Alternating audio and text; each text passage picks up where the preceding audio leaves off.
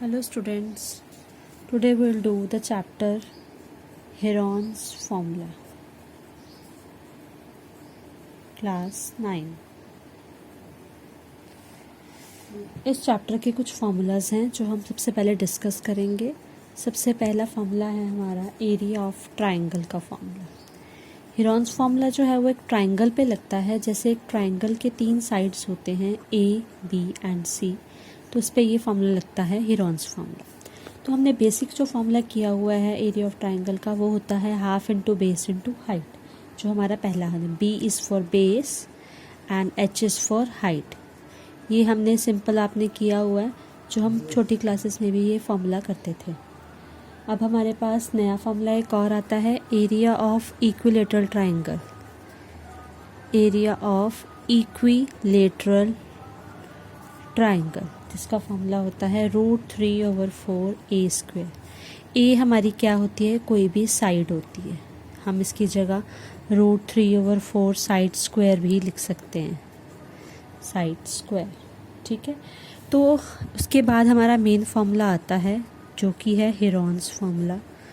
ये भी ट्राइंगल पे ही लगता है। इसमें हमें 3 साइड्स गिवन होती हैं। तो हमारा फार्मूला है S minus A, S minus B, S minus C।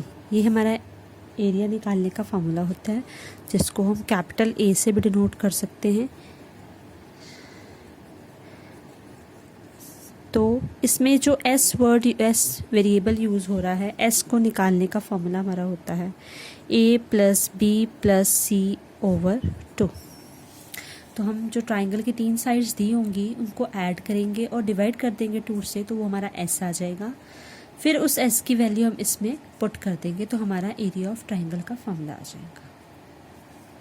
चलिए हम एक सम सॉल्व करते हैं, जिसमें हम एक एग्जाम्पल लेते हैं और इसी को हम सॉल्व करते हैं। तो हमारे पास 3 साइडें हैं।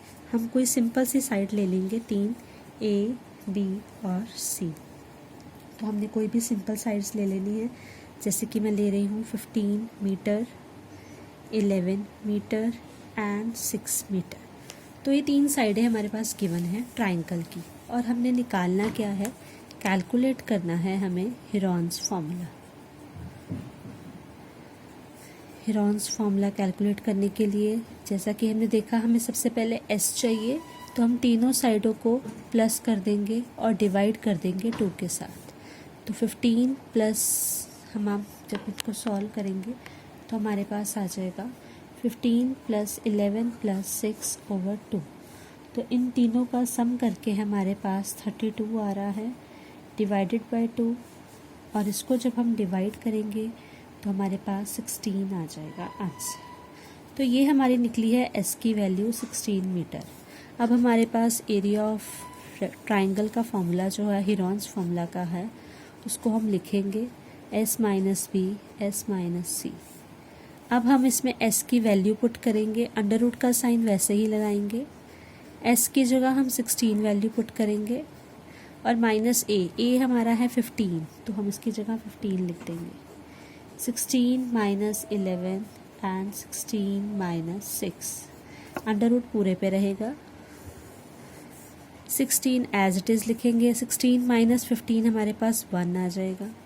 16 - 11 हमारे पास 5 आ जाएगा, और 16 - 10 हमारे पास 16 - 6 हमारे पास 10 आ जाएगा।